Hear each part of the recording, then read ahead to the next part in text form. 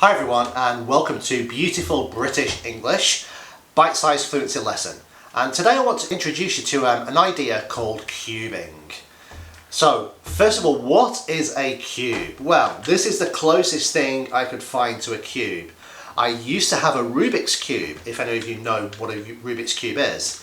I have one somewhere, but this is my demonstration piece. So a cube is a geometric shape that has 6 sides. 1, 2, 3, 4, 5 and 6. 6 sides. And I call this cubing because there are 6 elements to it.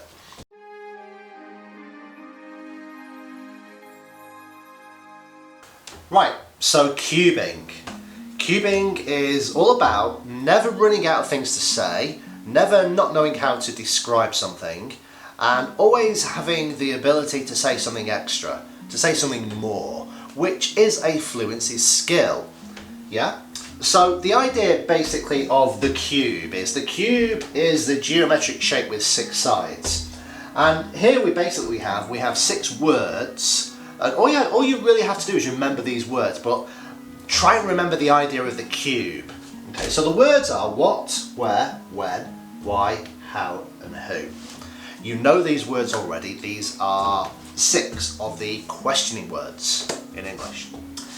The concept of the cube, okay, the 6 sides of the cube, the thing you want to discuss, the thing you want to describe, I want you to imagine yourselves, okay, putting this thing into a cube. So the cube has 6 sides and each of the sides represents one of these words. When you want to describe something, okay, you have a face of the cube, a different side of the cube to work from. So, for example, I can ask you, what is in the cube? What are we talking about? What are we discussing? So let's say, for example, you are talking about holidays. So what is the subject that happens to be in the cube? So holidays, yeah? I'm going to use the next face of the cube, where, to ask a question. Well, so the what is a holiday or a vacation, but where is the vacation? Where do you want to go on vacation? Where are you going on vacation? Yeah, in this case I'm going to say Australia. The next face is when. When are you going on holiday to Australia? Well, how about tomorrow? That sounds good to me. Okay. The next face we have is why. Why are you going on holiday to Australia? No. What are the reasons why you want to go to Australia? What are you going to see in Australia? Yeah. Next we have how. Yeah. How are you getting to Australia? How are you going to achieve this? Yeah. Finally we have who. Who else is involved? Who are you travelling to Australia with? Is it your colleagues, your family members, your friends? Okay, so we have the what, the where, the when, the why, the how and the who.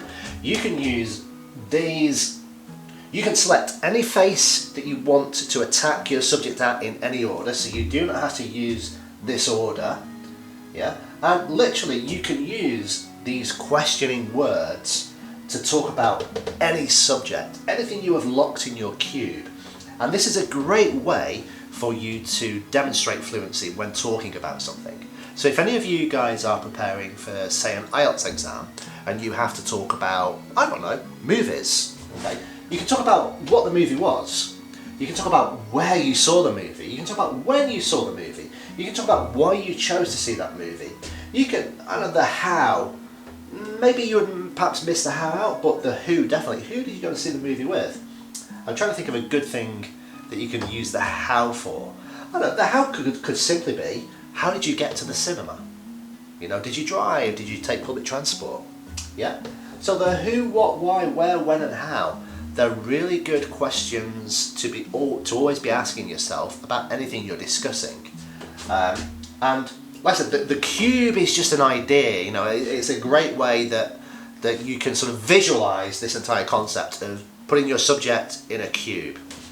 Okay, so this is a great thing to practice for fluency for an IELTS exam. This is a great thing to practice for fluency for giving a presentation, and especially for answering questions.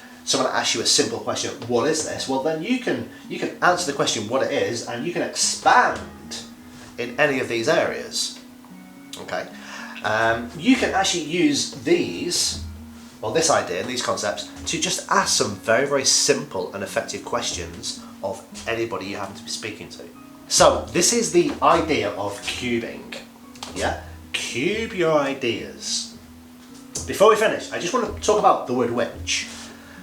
Which is one of the most common question words that you guys are already going to be familiar with, but which is not included in cubing because which is the questioning word that asks us to make a choice. Now, that's not really relevant here because there's no choice to be made because we have the subject, the thing that we're talking about. We know what it is, so we're really just talking about where, when, why, how, and who as well. So don't forget, click the button to subscribe to my channel and keep coming back for more lessons.